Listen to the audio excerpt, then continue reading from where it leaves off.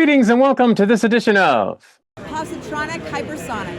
Positronic hypersonic. Positronic hypersonic. I'm Barry Peacock, and I'm here to talk to you about the series finale of The Boys. The episode was called Blood and Bone, and it opens with Butcher, Huey, Annie, Mother's Milk, and Kimiko, as well as Sage, mourning Frenchie at his, what I would call, impromptu gravesite. They didn't bury him in a cemetery for some reason. Anyway, Kimiko is seemingly going mute once again, overcome with grief over her soulmate's demise. Huey reads Frenchie's last will to the group, which begins, normally, but then shifts into talking about how he's seen all of their assholes.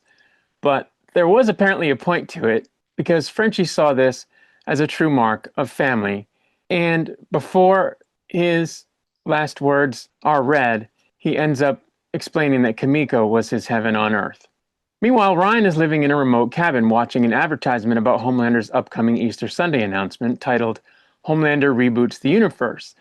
And of course, Homelander shows up and tells Ryan that he is the son of God and offering him a room at Vought Tower. But Ryan doesn't want anything to do with him, tells him to get fucked, as well as that he is nothing like Homelander, despite Homelander thinking that they're alike. And though Homelander at that moment looks like he's on the verge of snapping once again, he doesn't, he just leaves. Next, it's revealed that the boys have been staying with some of the Gen V kids, Marie, Jordan, and Emma. Huey asks MM if Sage has given any update on whether Kimiko's power works, to which he says no, lamenting that it could mean that Frenchie died for nothing. MM tells Jordan and Rachel, one of the survivors of the focus group massacre in last week's episode, that they need to flee the country and hide out in Canada. Annie tells Marie and Emma that they need to escort these folks there and to take as many as they can. Annie then talks about how growing up she always looked up to Queen Maeve, but was heartbroken upon joining the Seven when she realized that Maeve was suffering from burnout, which nearly happened to her as well. At the White House, Ashley has now become the president and celebrates her anniversary with O-Father by giving him a special ball gag. Once he leaves, Ashley tries to initiate a conversation with Bashley, who's still not talking to her, because she's trying to figure out if there's a chance to flip O-Father against Homelander, and she wants Bashley to read his mind. But she doesn't answer her. Kimiko grieves at Frenchie's grave, and Sage approaches her, taunting her by belittling Frenchie and her relationship to test if her new powers work. In response, Kimiko blasts Sage, and after staggering to her feet, Sage realizes that she no longer can quote Othello by heart. Butcher and Sage realize, at this point, that Frenchie's tests worked and Kimiko can now take away Soup's powers with her blast. Butcher and Sage fill in the rest of the team on Kimiko, with the former announcing that now is the time to strike.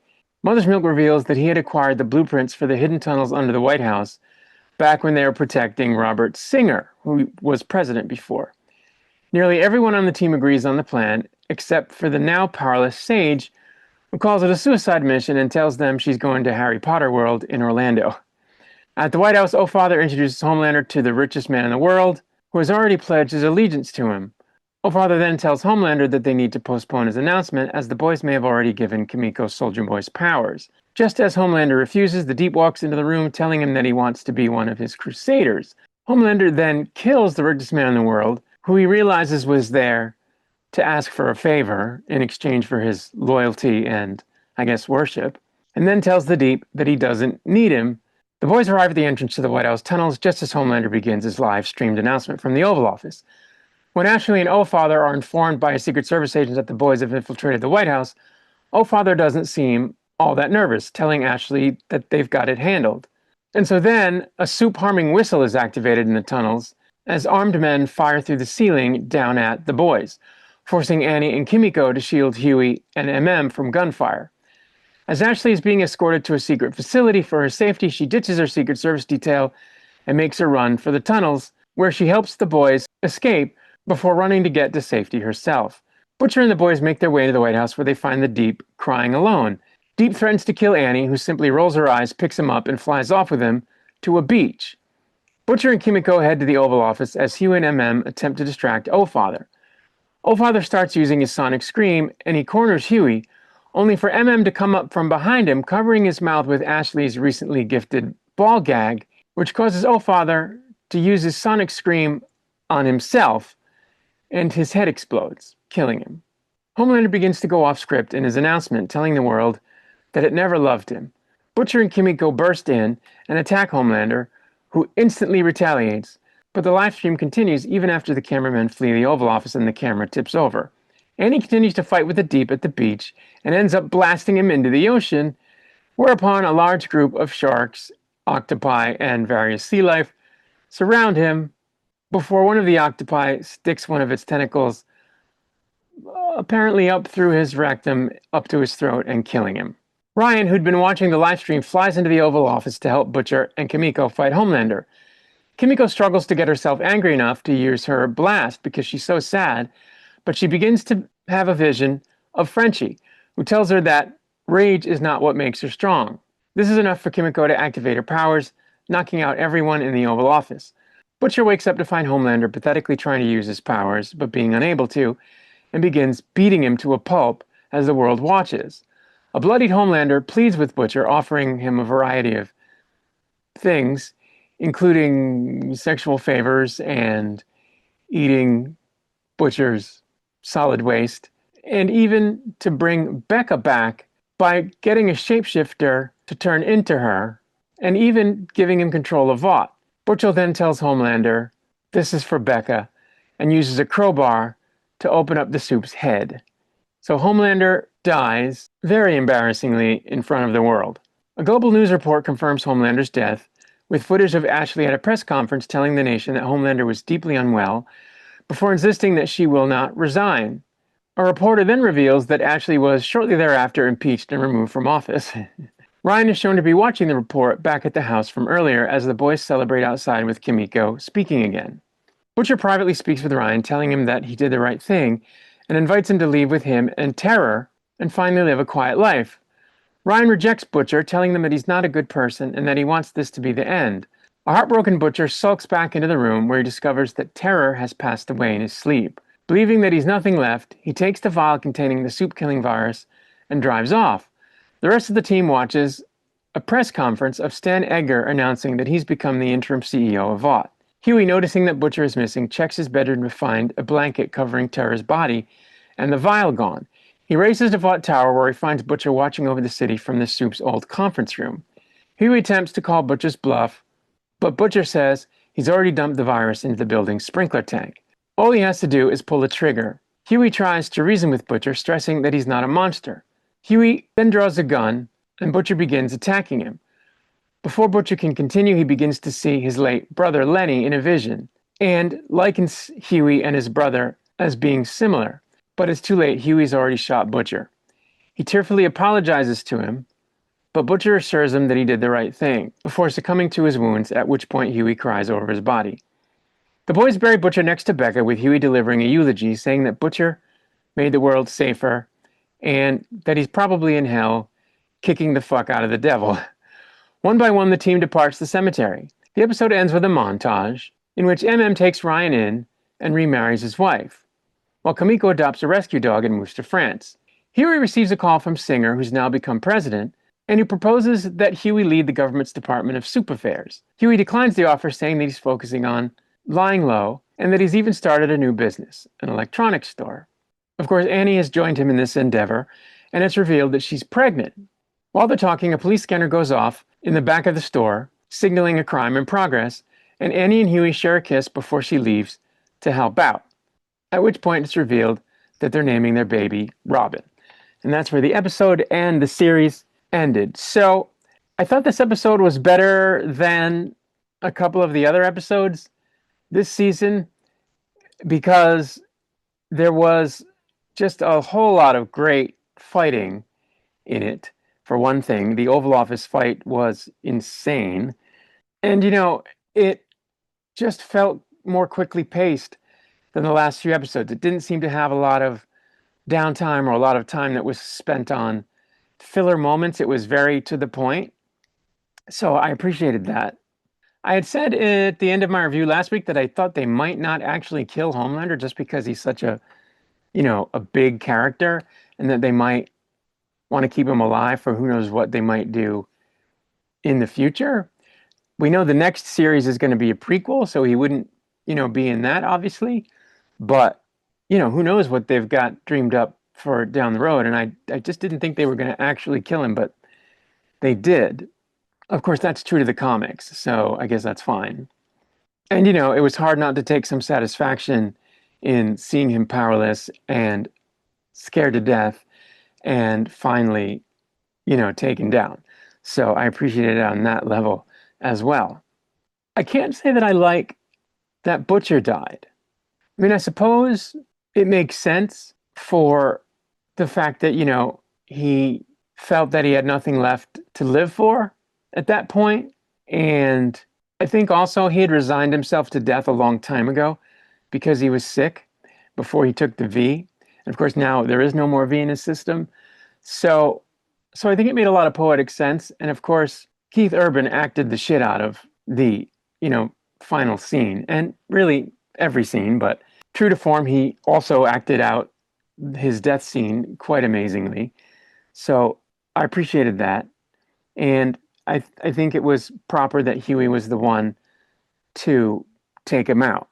I, of course, like the fact that Annie and Huey are still together and happy, and, that Annie is back in the business of saving people when crimes occur. So I thought that was cool. So I just thought that in terms of endings for the characters, they did a good job. So I don't have any complaints about how any of the characters, arcs were resolved. I think they did a great job there.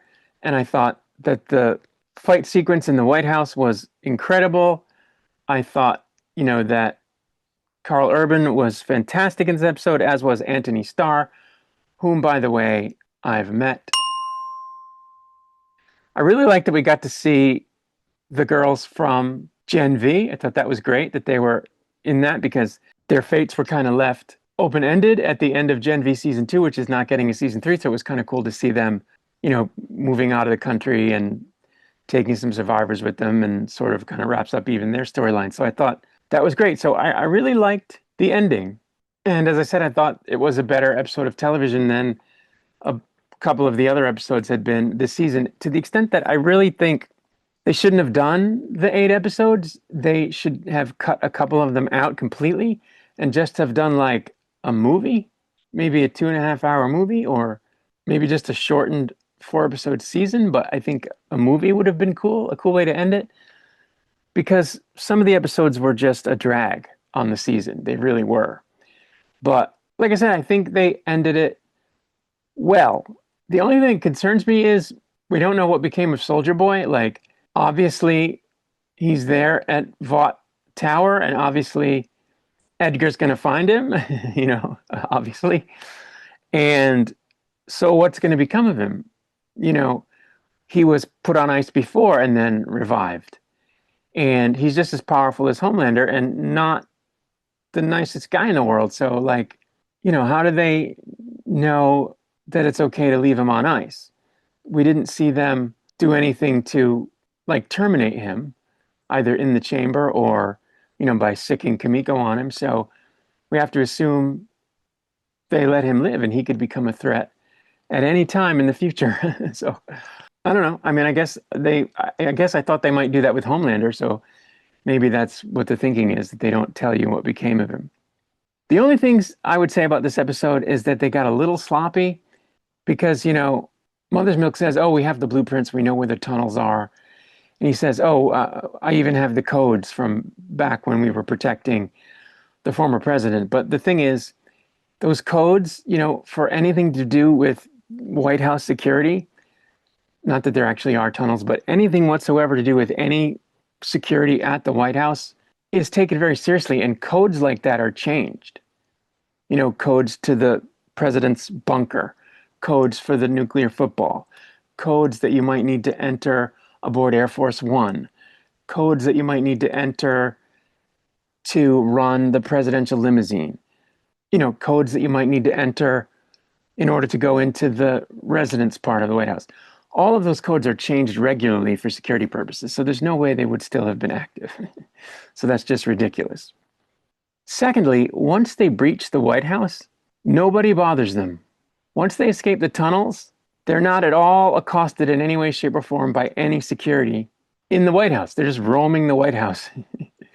They accidentally run into the Deep, and he presents a threat. And then finally, when they get a little ways in, Father confronts them, but that's it. No armed guards show up, nothing like that. The psychics aren't sent in, the Secret Service doesn't come in, the military doesn't come in. And when I mentioned that to my wife, she's like, oh, well, maybe because none of them care about Homelander and they're just abandoning him.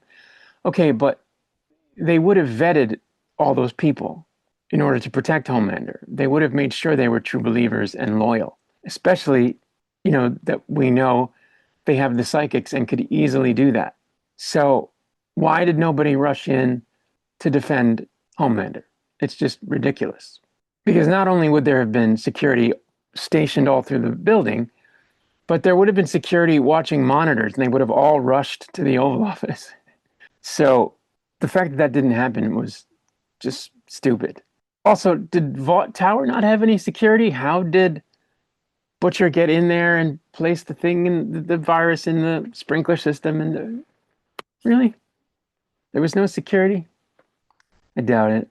They left us to assume that Huey informed Vought that, oh, by the way, there's a virus in the air system or the sprinkler system, and that they took it out, but they don't show that happening. When the president talks on the phone with Huey, that's not how that works. The president doesn't just directly dial people, generally speaking.